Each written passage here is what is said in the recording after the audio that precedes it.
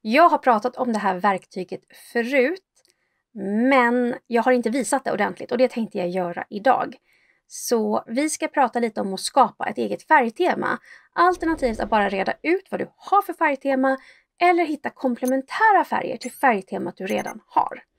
Så vi kommer titta framför allt på colors.co, men jag kommer också visa 2 andra sidor som du skulle kunna använda. Det finns hur många som helst. Så låt oss skapa ett färgschema. Så colors.co är den app som jag brukar använda. Men vi kan bara titta lite snabbt här på 2 alternativ. Det ena är ju Adobes egen color picker. Och det de har som är väldigt bra, man håller på och drar och grejer här. Och man kan också gå in och skriva in häxkoderna man vill ha. Så säg att man har 2 häxkoder så vill man ha någon slags komplement till dem. Då kommer den att hjälpa dig att liksom hitta bra kompletterande färger. Och om man inte gillar den så kan man ju få gå in och liksom stöka runt i den lite. Så, det de också har det jag gillar är tillgänglighetsverktyget. Det vill säga, ni ser här, den säger B och E motsatser, flytta färgrutorna, gör färgerna tydligare och okej för färgblinda. Så att det är ju jättebra tips och stöd man kan få när det gäller färgkonflikter. Sen har vi Color Picker. Och den är också väldigt enkel. Ni börjar med en färg, en häxkod eller en RGB-kod. Eller att ni bara markerar en färg här. Och så ser ni att den då föreslår kompletterande färger. Och ni kan exportera dem. Och här uppe kan ni också låsa färger. Och sen liksom leta vidare. Men det är inte den jag brukar använda utan jag brukar använda colors.co.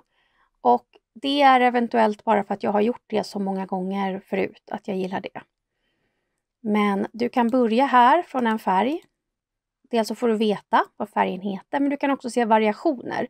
Så vill du bara ha nyanser av en färg du redan har, men då kan du faktiskt bara skriva in den här. Och sen kan du bara liksom se vilka andra färger som går ton i ton med den. På lite olika sätt. Så du har tints, shades och tones och hues och temperatures. Så du får liksom lite harmoni. Och den tittar också lite på komplementärfärger och så vidare. Och den har en blindness simulator. Så att den kan också hjälpa till med lite tillgänglighet. Och här finns det också en contrast checker, vilket är väldigt bra. Så ni ser att den här med vit bakgrund får ett lågt betyg, 2 av 5. Medan om vi sätter den på en svart bakgrund så får den 3 av 5, vilket den tycker är helt okej. Jag kanske skulle försöka satsa på 4 av 5, men det är bara jag. Och sen har vi då Color Library, så har vi liknande färger här. Så det är bara startsidan. Sen kan vi gå hit till Generate. Och sen så kan man köpa en kaffe till han som har skapat det här. Men nu har vi lite olika alternativ. Så vi kan välja metod. Vi kan titta på gradients. Vi kan sätta settings. Vi kan till och med titta på en tutorial om vi skulle vilja det. Men det jag tycker är lite coolt här, kolla, det är att välja ett foto. Så ni kan ladda upp ett foto från eran existerande mappstruktur. Jag kan ta en bild från min blogg här. Och då ser ni att den föreslår de här färgerna. Men jag kan ju då ta den här och så kan jag dra den till färgen jag vill ha. Justera, så att om jag har en bild som jag hittat någonstans på internet eller vad som helst. Då kan jag bara välja och så ser ni här att jag kan också bara slumpa. Och sen när jag är nöjd, och jag kan också lägga till färger. Så att jag kan få en färg till. Och sen next. Och då kan jag välja Open in Generator, View Palette, Export Palette, Save Palette eller Create Collage. Så om jag Open in Generator, ja men då hamnar jag ju i den här vyn då, där jag har alla färgerna. Och det som är lite trevligt här nu är att jag kan välja att låsa dem. Så att vi säger att jag vill behålla alla utom den här. Den tycker jag är lite trist. Kan jag gå in och view shades så jag kan se så här, men den här kanske känns bättre, den gillar vi och så är jag nöjd. Jag kan också ta bort den och så kan jag trycka på plusset och då kommer den försöka hitta en färg som passar mellan de här två färgerna. Och gillar jag inte den så kan jag testa någonting annat. Så här kan jag då hålla på lite grann. Jag kan också fortsätta att slumpa, så det står press spacebar to generate color. Så nu när jag har låst de här så kan jag bara trycka på min spacebar och då är det bara den här den kommer ändra, för alla andra är låsta. Men om jag låser upp några fler, ser ni, så kommer den skapa paletter som passar med färgerna jag har låst. Så låser jag upp alla färger här så ser ni, så kommer den hoppa hej vilt mellan teman och ni kan bara sitta så här och titta liksom tills ni hittar någonting ni gillar. Den här till exempel tyckte jag var väldigt harmonisk och fin. En annan sak ni kan göra är att ni kan gå från en URL. Så ni kan välja en URL-bild. Och ni kan också söka på bilder. Så den här gillar jag, okej. Då vill jag ha de här färgerna. Sen här, kolla, kan vi välja color blindness.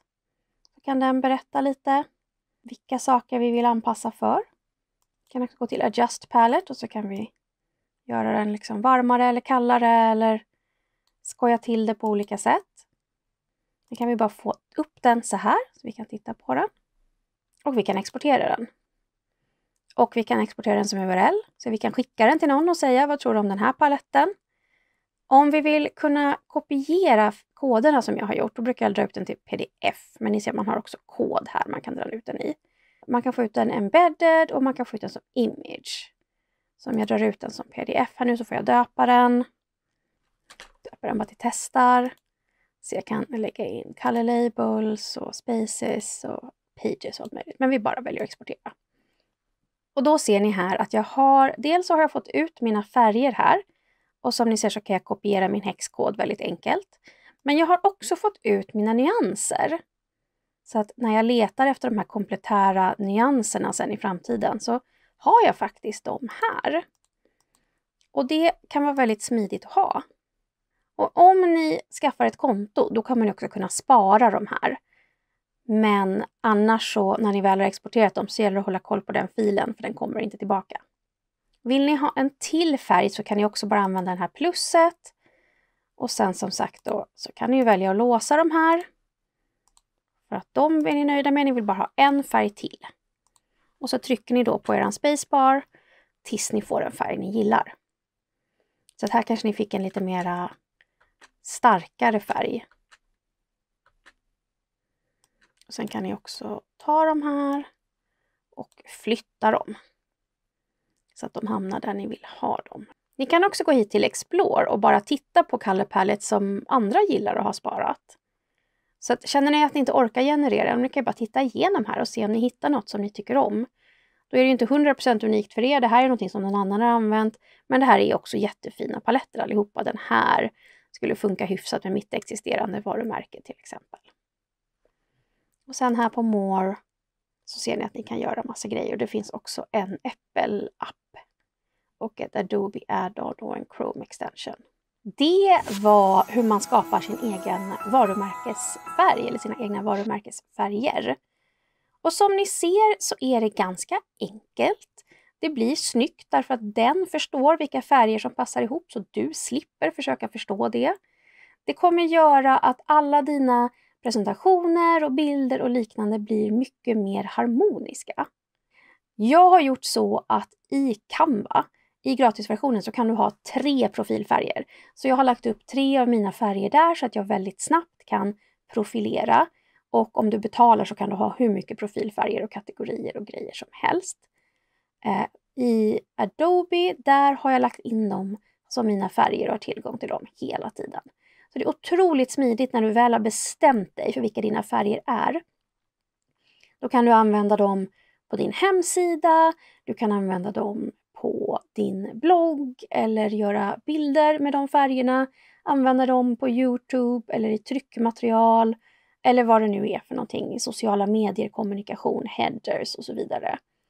Så jag rekommenderar starkt om du har ett eget företag eller ett eget varumärke att sätta dig och klura lite på dina färger. Och skicka jättegärna mig en sån här länk där jag får se vad du har valt för färgschema.